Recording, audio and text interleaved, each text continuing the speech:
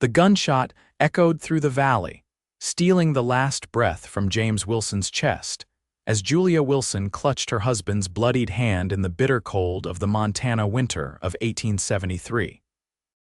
The outlaw who had murdered him for the meager contents of their wagon had long since disappeared into the snow-swept horizon, leaving her alone with nothing but grief and an uncertain future. 3 months later, Julia stood at her husband's grave on the outskirts of Silverdale, a small mining town nestled between rugged mountains. The harsh winter had given way to spring, but the warmth of the season did nothing to ease the hollow ache in her stomach. She hadn't eaten in 2 days. "I tried, James," she whispered, her voice carried away by the wind. "But I don't know how much longer I can hold on." Julia had sold everything of value: her wedding band, the silver hairbrush her mother had given her, even the horse that had survived the attack. The small cabin James had built for them now felt like a tomb, cold and empty without his laughter filling its corners. At 23, Julia had become the object of pity in Silverdale. The townsfolk had been kind in the beginning, bringing food and offering condolences, but as weeks turned to months, their charity had waned. There were too many struggling families, too many mouths to feed. A widow without children or family was expected to either remarry or make her own way.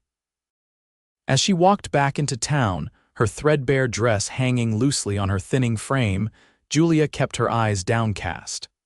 Pride was a luxury she could no longer afford, yet she couldn't bring herself to beg openly. Outside the general store, she hesitated, watching customers come and go with parcels of food she could only dream of. The smell of fresh bread from the bakery next door made her dizzy with hunger. She leaned against the wall, momentarily closing her eyes as her empty stomach clenched painfully. That's when she saw him, a tall stranger with broad shoulders and sun-weathered skin, tying his chestnut mare to the hitching post. His clothes were dusty from the trail, but there was something in his bearing that spoke of quiet strength. Unlike the rough miners and cowhands that populated Silverdale, he moved with deliberate grace, his eyes alert yet gentle as they scanned the street. When those eyes landed on Julia, she quickly looked away, embarrassed by her disheveled appearance. But hunger overrode her shame, and as he approached the bakery, Julia found herself stepping forward. "Sir," she whispered, her voice barely audible. "Might you spare just a bite of bread?" The stranger stopped, his blue eyes studying her face. Julia felt her cheeks flush under his gaze, aware of how pathetic she must appear. Without a word, he reached into his pocket and pulled out $1, his last, though she wouldn't know that until much later. He pressed it into her palm, his calloused fingers warm against her cold skin. "Buy yourself a proper meal, madam," he said, his voice deep and smooth like honey over gravel. Julia stared at the $1 in disbelief. "I cannot accept this much, sir. It's too generous." "My name is Wade Blackwood," he said with a slight tip of his hat, "and I insist." Before she could protest further, he guided her gently into the bakery, the small bell above the door announcing their arrival. The baker, Mrs. Peterson, looked up with surprise. She had turned Julia away just yesterday when she'd come asking for work. "This lady would like whatever this will buy," Wade said, nodding toward the $1 in Julia's trembling hand. Mrs. Peterson's eyes widened slightly, but she nodded and began gathering a loaf of bread, some cheese, and even a small jar of preserves. Julia watched in silent gratitude as the food was wrapped in brown paper and string. "Thank you," she whispered to Wade as they stepped back onto the street. "I don't know how I'll repay you." "No need for repayment," Wade replied, his eyes crinkling at the corners when he smiled. "Just promise you'll eat it all." Julia nodded, clutching the package to her chest. "I'm Julia Wilson." "Pleased to meet you, Mrs. Wilson," Wade said, and there was genuine warmth in his voice that made Julia's heart flutter unexpectedly. It had been so long since anyone had spoken to her with such kindness. "I should be going," Wade said, glancing at the sun's position. "Got business to attend to." "Of course," Julia replied, suddenly reluctant to see him leave. "Thank you again, Mr. Blackwood." As Wade untied his horse and mounted, Julia watched him ride toward the sheriff's office. She didn't know then that their paths would cross again, or that Wade Blackwood was a man with his own painful past, seeking redemption in this small town that had become her prison. The food lasted Julia 3 days. She rationed it carefully, savoring each bite and forcing herself to eat slowly. On the 4th day, as she was contemplating which of her few remaining possessions she might sell, a knock came at her door. Wade Blackwood stood on her porch, hat in hand, a basket of supplies at his feet. "Mr. Blackwood," Julia said, startled by his appearance. "What brings you here?" "I asked around town about you," Wade admitted. "Thought you might need some more provisions." Julia's pride flared momentarily. "I'm not looking for charity, Mr. Blackwood." "It's not charity," Wade replied evenly. "It's a neighbor helping a neighbor. Besides, I have a proposal for you." Julia raised an eyebrow, instantly wary. She had received proposals from men in town before offers that would require her to sacrifice her dignity for security. Sensing her apprehension, Wade quickly added, "I've taken a job with Sheriff Taylor. I'm his new deputy, and I'll be staying in Silverdale for some time. But I need someone to cook and tend to my laundry. I'd pay you fair wages." Julia studied him, searching for any sign of deceit, but Wade's expression remained open and honest. "Why me?" she asked finally. "Because you need the work," Wade said simply. "And because I remember what it's like to be hungry and alone." There was something in his voice, a shadow of past pain that resonated with Julia. After a moment's consideration, she nodded. "Very well, Mr. Blackwood, I accept your offer." Wade's arrangement provided Julia with much-needed income, but it also gave her purpose. Each morning, she would walk to the small room he had rented above the livery stable and prepare his meals for the day. She would collect his laundry and mend his shirts, listening to the townspeople's whispers about the handsome new deputy who had apparently tracked down and captured 2 members of the notorious Parker gang single-handedly. Over the weeks that followed, Julia learned more about Wade through their brief conversations. He had been a Texas Ranger before coming north, had lost his younger brother in a shootout with cattle rustlers, and carried a worn copy of Paradise Lost in his saddlebag that had belonged to his father. What Wade didn't tell her, what she would discover later, was that he had come to Silverdale hunting the very outlaws who had murdered her husband. Spring turned to summer, and as Julia's health improved, so did her spirits. She began to take pride in her appearance again, washing her hair with lavender water and mending her dresses with careful stitches. Sometimes, she would catch Wade watching her, his blue eyes thoughtful, before he would quickly look away. One evening in late July, as Julia was leaving Wade's room after delivering his dinner, he called her back. "Mrs. Wilson," he said, hesitating uncharacteristically. "Would you join me? There's plenty here for 2. Julia should have refused. Proper widows didn't dine alone with unmarried men. But hunger of a different sort for companionship, for conversation, made her accept. That dinner became a ritual. Every Friday evening, Julia would stay and eat with Wade. They talked about books they had read, places they had seen, dreams they once had. She told him about growing up in Pennsylvania, about meeting James when she was just 18, about their journey west to start a new life. Wade spoke less of his past, but shared stories of the frontier, of the beauty and danger of the untamed lands. He made her laugh for the first time since James died, and the sound surprised them both. "You have a beautiful laugh," Wade said, his voice softer than usual. "You should use it more often." Julia blushed, suddenly aware of how comfortable she had become in his presence. "It feels wrong sometimes," she admitted. "To laugh, to enjoy anything when James is gone." Wade's expression grew serious. "Your husband wouldn't want you to stop living, Julia. No man who loved a woman would wish that for her." She knew he was right, but guilt still nagged at her. Not just guilt for laughing, but for the way her heart had begun to quicken whenever Wade entered a room. Summer faded into autumn, and with the changing leaves came new tensions in Silverdale. A rash of robberies had the town on edge, and Wade was spending more time on patrol with Sheriff Taylor. When Julia saw him, his face was often lined with worry, his thoughts elsewhere. It was during this time that Julia overheard a conversation at the general store that made her blood run cold. "Deputy Blackwood's been asking about those men who killed the Wilson fellow last winter, Mrs.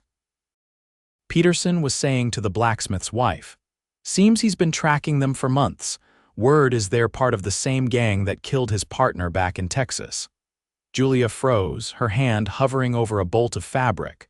Wade had never mentioned any connection to James's death.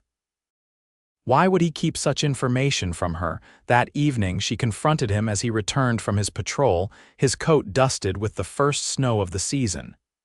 "Is it true?" she demanded without preamble. "Have you been hunting the men who killed James? Is that why you came to Silverdale?" Wade's expression confirmed the truth before he spoke. "Yes," he admitted.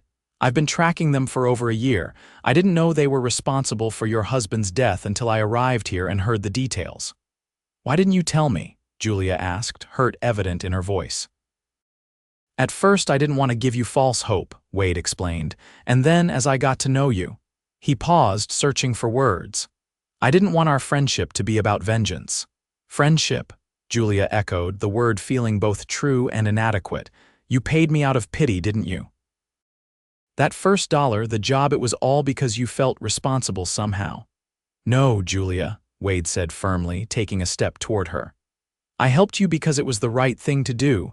I offered you work because I admired your strength, and I kept coming back because—" He trailed off, but his eyes said what his words could not. In that moment, Julia realized that the feelings she had been fighting were not one-sided. "I should go," she whispered, suddenly afraid of the intensity between them. Wade didn't try to stop her, but as she reached the door, he spoke again. "Two of them are in custody now. The third, their leader, is still out there, but I will find him, Julia, I promise you that." Julia paused, her hand on the doorknob. "And then what, Wade, will you leave?" The question revealed more of her heart than she had intended. "That depends," he replied softly, "on whether there's a reason for me to stay." She left without answering, her mind in turmoil. That night, as snow fell silently outside her window, Julia wrestled with conflicting emotions. Was it betrayal to feel something for another man? Or was Wade right? Would James want her to find happiness again? The next morning, Julia woke to the sound of urgent knocking. It was Billy, the livery-stable boy, his face flushed with excitement and fear. "Mrs. Wilson, you gotta come quick. Deputy Blackwood's been shot." Julia's heart nearly stopped. She threw on her coat over her nightdress and followed Billy through the snow-covered streets to the doctor's house. The town was already buzzing with the news Wade had encountered the third outlaw, a man named Harlan Dobbs, at the edge of town. They had exchanged gunfire, and though Wade had wounded Dobbs, he himself had taken a bullet to the shoulder before the outlaw escaped. Dr. Martin met Julia at the door, his spectacles perched on his forehead. "He's asking for you," he said simply, leading her to a back room where Wade lay on a narrow bed, his upper body bandaged, his face pale with blood loss. "Julia," he whispered when he saw her, "I'm sorry." "Hush," she replied, taking his hand between both of hers. "Save your strength." "He's still out there," Wade said, his voice urgent despite his weakness. "Dobbs, he's dangerous, Julia. Promise me you'll be careful." "I promise," she assured him, though her thoughts were not on Dobbs or danger but on the man before her whose life hung in the balance. "But you must promise to recover." A faint smile touched Wade's lips. "Yes, madam." For the next week, Julia barely left Wade's side.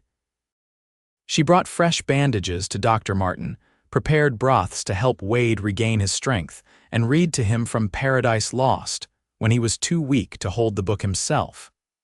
The townspeople watched her devotion with knowing looks, but Julia no longer cared about appearances or propriety. As Wade recovered, Julia found herself contemplating a future she hadn't dared imagine. A future where she wasn't alone, where the cabin James built might again be filled with laughter and love. But first, there was the matter of Harlan Dobbs.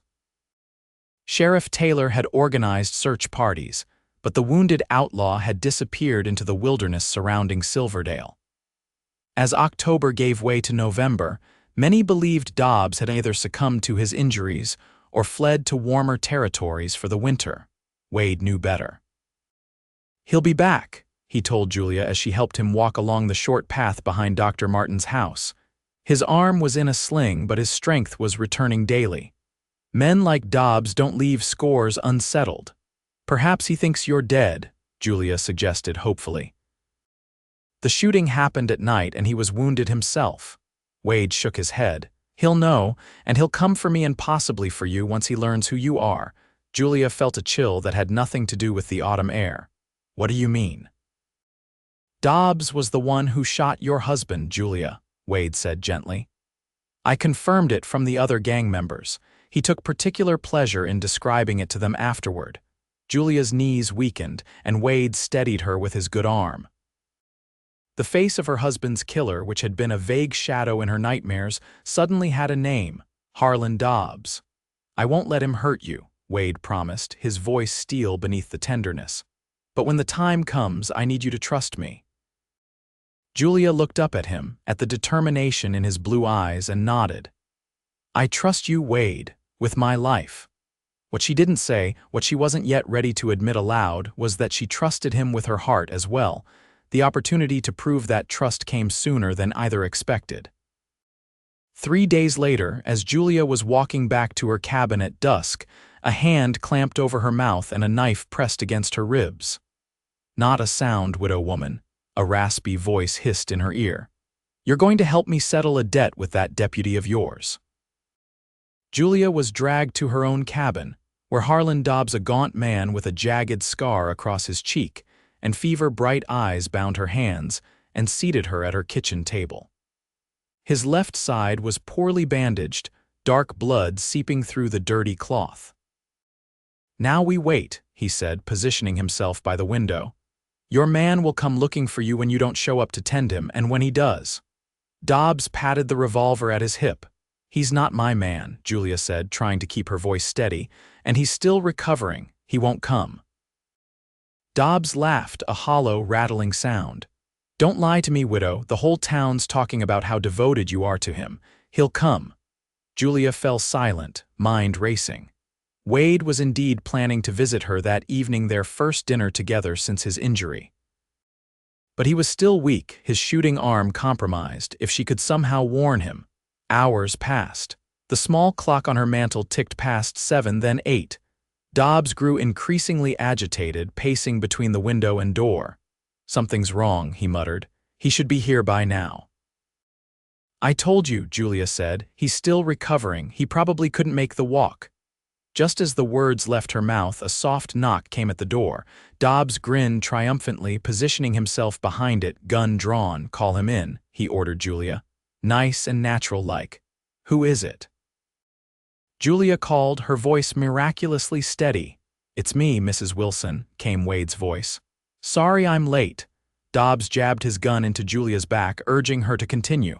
"Come in, Mr. Blackwood," she said. "The door is unlocked." The door swung open slowly, and Wade stepped inside, seemingly unarmed, his right arm still in its sling. His eyes widened at the sight of Julia bound to the chair, then narrowed as Dobbs stepped from behind the door, revolver aimed at Wade's heart. "Well, well," Dobbs said with a smirk. "The hero arrives just as expected." "Let her go, Dobbs," Wade said calmly. "This is between you and me." "Maybe so," Dobbs agreed, "but I like having insurance. Hands where I can see them, deputy." Wade raised his left hand, his right still immobilized by the sling. "You're looking rough, Dobbs." That wound festering, the outlaw's face contorted with anger. "No thanks to you, but I'll live long enough to see you die."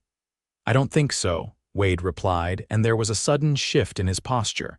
His eyes flicked to Julia, a silent message passing between them. In that instant, Julia understood.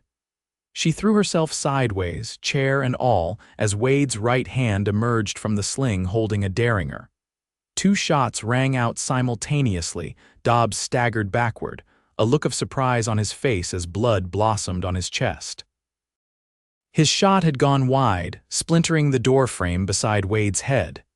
The outlaw took one more step before collapsing to the floor, dead before he hit the ground.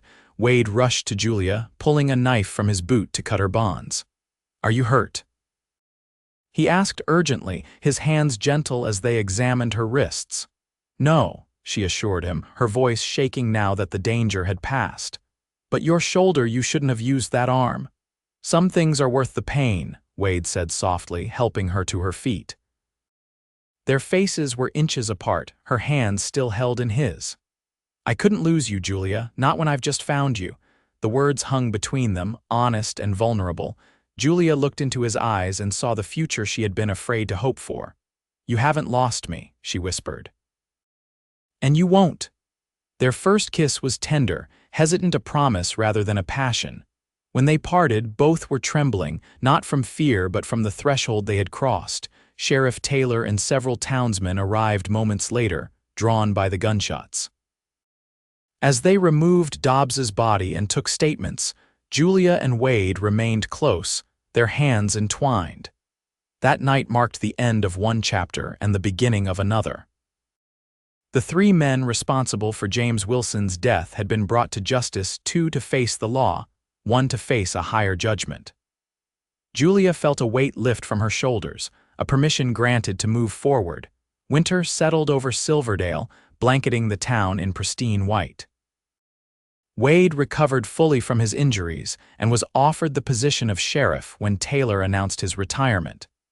Julia reopened the small seamstress shop she had once operated with James, her skilled needle bringing in steady work. They courted properly, under the approving eyes of the town. Wade would escort Julia to church on Sundays, join her for dinner twice a week, and bring her wildflowers he found on his patrols. Their time together was filled with quiet conversations, shared books, and growing affection. On Christmas Eve, 6 months after their first meeting outside the bakery, Wade proposed. He took Julia to the hill where James was buried, understanding her need to make peace with her past before embracing her future. "I loved him," Julia said as they stood before the simple wooden cross. "I always will in a way." "As you should," Wade replied, his arm around her shoulders. "He was a good man who loved you well. I would never ask you to forget him." Julia turned to Wade, her eyes shining with unshed tears. "But I love you too, Wade Blackwood." In a different way, perhaps, but no less true. Wade knelt in the snow then, taking her hand in his. "Julia Wilson, you have shown me that even in the darkest times there can be light and hope. Would you do me the honor of becoming my wife?" "Yes," she answered without hesitation, her heart full to bursting. "Yes, I will." They were married on New Year's Day of 1874 in the small church in Silverdale. The town turned out for the celebration, happy to witness the union of their sheriff and the widow who had found love again. Spring came early that year, bringing with it new beginnings. Wade and Julia planted a garden behind the cabin that now belonged to both of them. At night, they would sit on the porch, watching the stars and making plans. "I never thought I would feel this way again," Julia confessed one evening, her head resting on Wade's shoulder. "When James died, I thought that part of my life was over." "I felt the same after losing my brother," Wade admitted. "I thought vengeance was all I had left. But then I saw you outside that bakery, so proud even in your hunger, and something shifted inside me." Julia smiled at the memory. "Just a bite of bread," she murmured. "That's all I asked for, and I gave you my last dollar," Wade chuckled. "Best investment I ever made." As summer approached, Julia discovered she was with child. The news filled their home with even greater joy, a promise of family and future that neither had dared hope for a year earlier. Wade continued as sheriff of Silverdale, his fair and steady leadership bringing prosperity to the growing town. Julia's seamstress business flourished, and she began teaching younger women the trade. Their home became a gathering place for friends and travelers alike, known for its warmth and hospitality. In November of 1874, Julia gave birth to a healthy daughter they named Hope. As Wade held his newborn child, tears streaming unashamedly down his face, he whispered to Julia words that encompassed their journey. From hunger to abundance, from loneliness to love, you have given me everything, Julia. Everything. Julia reached up to touch his face, remembering the stranger who had once given his last dollar to a starving widow. No, she corrected gently. We gave it to each other. 5 years later, as they watched Hope and her younger brother James play in the wildflower meadow behind their expanded home, Wade and Julia reflected on the path that had brought them together. Silverdale had grown into a proper town with a school, where Julia now taught part-time. Wade had been elected mayor after hanging up his sheriff's badge. "Do you ever think about how differently things might have turned out?" Julia asked, her hand resting comfortably in her husband's. "If you hadn't stopped that day outside the bakery."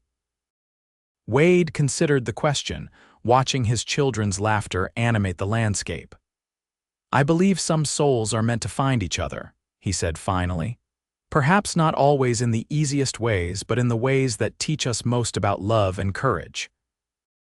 Julia leaned against him, contentment warming her more than the summer sun. From starvation and grief had come fullness and joy. From a single act of kindness had grown a love that would sustain them through all the seasons of their lives. And it had begun with just a whispered request for bread, answered with a last dollar and an open heart.